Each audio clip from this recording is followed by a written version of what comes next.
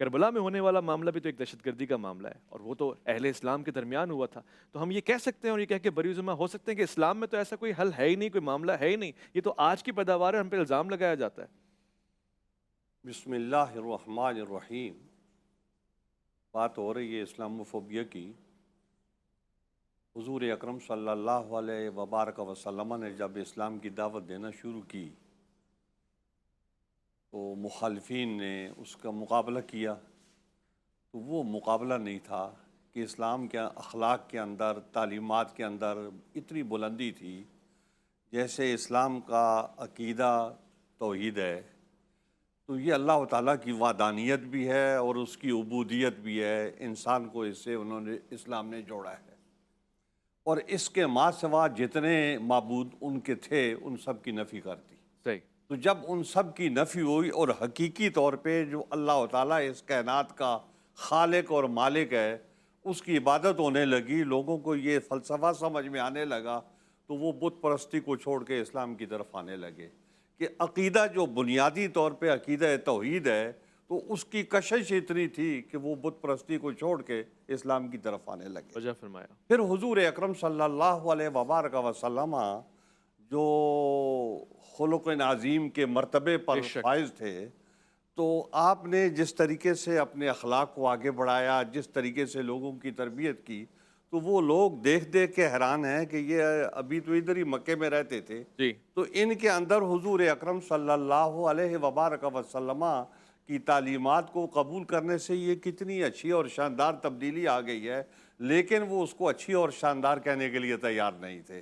وہ یہ بات کہتے تھے کہ ہم اس پر ہیں کہ وجدنا آبانا، تو وہ پرانی تہذیب جو تھی وہ اس کو اختیار کیے ہوئے تھے، پرانا عقیدہ جو ہے اس کو اختیار کیے ہوئے تھے۔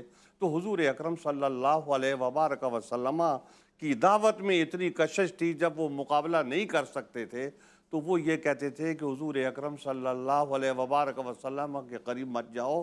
جب کوئی آدمی ان کے قریب ہوتا ہے تو وہ اپنے عزیز و اقارب کو چھوڑ دیتا ہے، ماں باپ کو چھوڑ دیتا ہے، رشتہ داروں کو چھوڑ دیتا ہے، وہ انہی کا ہو جاتا ہے۔ تو وہ لوگوں کو روکتے تھے کہ اپنے بچوں کو، اپنے لوگوں کو حضور اکرم صلی اللہ علیہ وبارک وسلم کے قریب نہ آنے دو۔ تو اسی طریقے سے جب مسلمانوں نے اسلام کو پیش کیا تو دنیا نے دیکھا کہ اسلام کے کیا نظریات ہیں، اس کا نظریہ توحید کیا ہے، اس کا نظریہ رسالت کیا ہے۔ پھر اس کے علماء جو اس طریقے سے پھیلے ہوئے روئے زمین پر، اور وہ اسلام کی دعوت دے رہے ہیں۔ اور یہ بات یاد رکھیں کہ اسلام کی بنیادیں جو ہیں ان میں علماء کا کردار ہے۔ کردار اس لیے ہے کہ آپ دیکھیں ہمارے ہاں 4 اصول ہیں، جی۔ ایک ہے قرآن حکیم ہے اور دوسرا کتاب اللہ ہے، یہ تو آپ کتاب سمجھے اللہ اور قرآن آسمانی حکیم۔ ہیں، جی۔ یہ تو آسمانی ہے۔ اور 2 چیزیں ایسی ہیں کہ جو علماء سے متعلق ہیں، ایک اجماع اور ایک قیاس ہے۔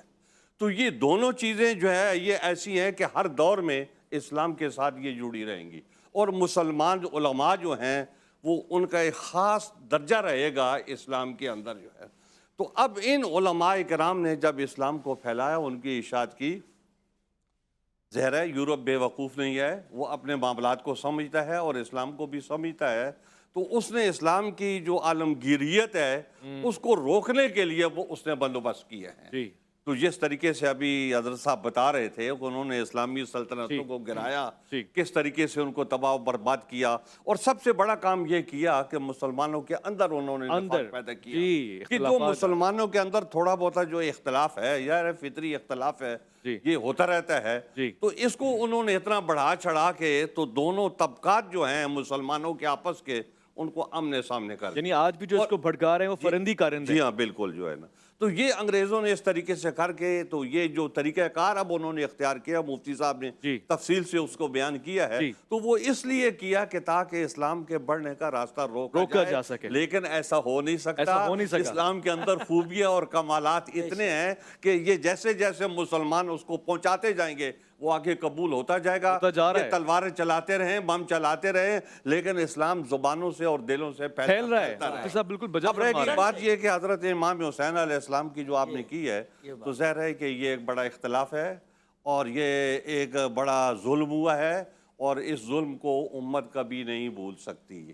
آج 1500 سال گزر رہے ہیں تو امت نہیں بھولی، تو آئندہ 1500 سال بھی گزرتے ہیں تو امت اس کو بھول نہیں سکتی۔ सही है। क्योंकि ये इतना बड़ा जुल्म हुआ है कि हुजूर अकरम सल्लल्लाहु अलैहि वबारक वसल्लम इस दुनिया से तशरीफ़ ले गए हैं, तो अभी 50 साल हुए हैं।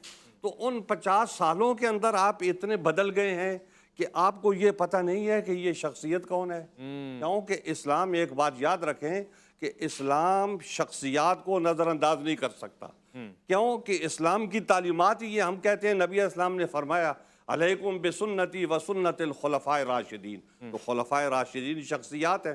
तो ये शख्सियात जो हैं, ये इस्लाम इनको कभी भी नज़रअंदाज नहीं करेगा, और इनकी फौकियत और इनका दर्जा जो है वो हमेशा कायम रहेगा। इसी तरीके से उलमाए कराम का दर्जा जो है वो हमेशा कायम रहेगा, उसको नज़रअंदाज नहीं किया जा सकता। तो हज़रत इमाम हुसैन अलैहिस्सलाम का एक मकाम था, एक दर्जा था, और वो दर्जा नबी ने बनाया है, बेशक नबी ने बताया है। बेशक ऐसे ही है। क्योंकि एक वो चीजें होती हैं जो कस्बी होती हैं जी। तो उलमाए कराम का इल्म जो है ये कस्बी है। जी। तो इमाम हुसैन अलैहिस्सलाम के जितने फजाइल व कमालात हैं वो कस्बी नहीं है, वो अताइयाँ हैं। क्योंकि जब हुजूर अकरम सल्लल्लाहु अलैहि वसल्लम इस दुनिया से तशरीफ ले गए तो आप तो उस वक्त बच्चे थे। तो उस बच्चे के बारे में आप फरमा रहे हैं कि सैयदा शबाब आल जन्नह, कि ये दोनों जो है ना ये जन्नती जवानों के सरदार हैं। तो अभी तक उनका कोई कस्ब नहीं है, ये उनकी अल्लाह की तरफ से अता थी। तो जिसको अल्लाह ताला ने ये मर्तबा बख्शा है, हुजूर अकरम सल्लल्लाहु अलैहि वसल्लम अपनी ज़ुबान अक़दस से उस मर्तबे को बयान फरमा रहे हैं। और उम्मत के लोगों को पता है, सारे जानते हैं कि नबी अलैहिस्सलाम ने इनके बारे में ये इरशाद फरमाया है। और फिर इनका किरदार जो है वो इतने अरसे से वो ये है, सबको इस बात की खबर है, और इसके बावजूद उनके साथ जुल्म किया गया, उनके साथ ये दहशतगर्दी का एक वाक़या, और ऐसी नाइंसाफी की गई कि वो जो है यानी एक तारीख में अनमिट दुनिया तक और उसको भूल जाना जो है ये तारीख कितना जुल्म नहीं कर सकता। मेरे पास वक्त बहुत कम है, एक जुमले का इजाफा, सिर्फ एक जुमले का इजाफा कर लें कि ये वो दहशतगर्दी है कि वो जो मैंने कहा ना इस्लाम कबूल नहीं करता, कि आज 14 सदियां गुजरने के बावजूद मुसलमानों ने इस दहशतगर्दी को माफ़ नहीं किया है, जो दहशतगर्दी अहले बैत के साथ हुई। तो जब मुसलमानों, इस्लाम तो है ना इस बात पे कि अगर हमारे यहाँ भी दहशतगर्दी हुई है तो हमने उनको माफ़ नहीं किया, उन मुजरिमों को। आज तक याद बनाना बता रहा है इमाम की कि हम भूले, मतलब ये हमने तारीख उनको याद रखा हुआ है।